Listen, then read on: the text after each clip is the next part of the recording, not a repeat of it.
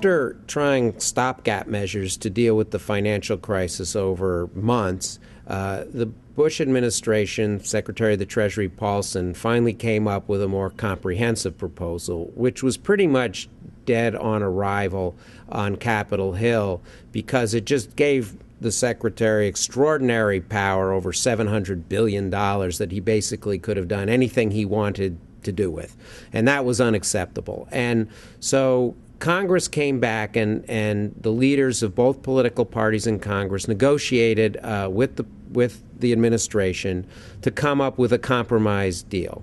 They thought they had a deal. They thought they had it all worked out. But then when it actually got voted on in Congress, it failed to pass by 12 votes.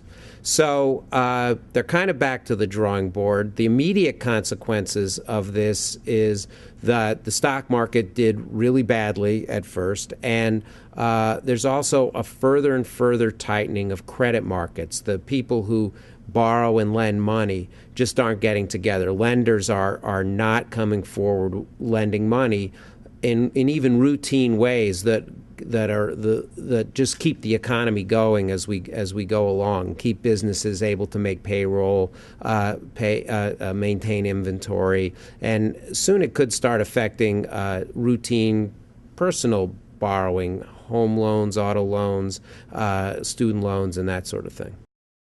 This is really important because the financial sector problems on Wall Street are going to start moving to the broader economy, and we're starting to see that.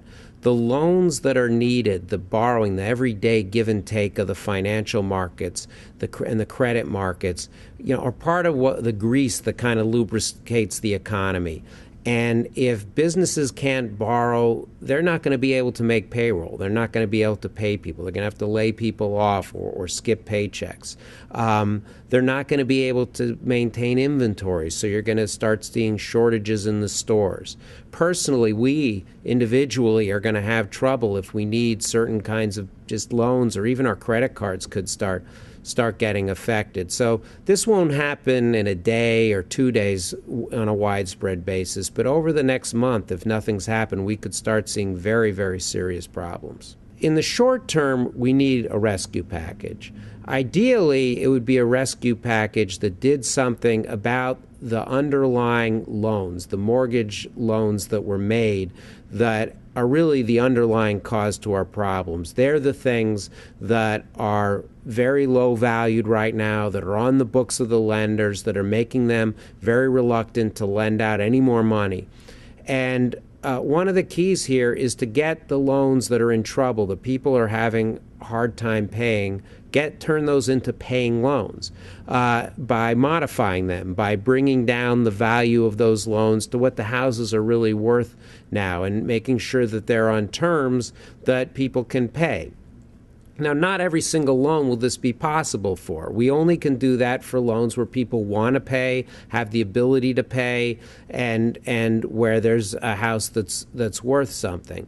So this isn't really a bailout for those people. It's just getting the loans back on terms that are reasonable and fair.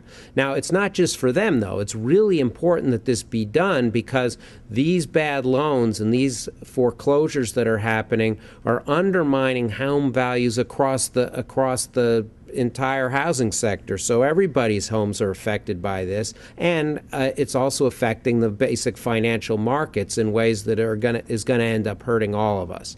So that's a really important component that should be included in a rescue package. In the long run, we need to address a longer-run economic problem, which is the fact that wages have been stagnant or falling for 8 years, and we've had very anemic job creation in this economy. And the way to get to that is to make more fundamental investments, to invest in energy transformation in a low-carbon economy, and to do reform in health and education.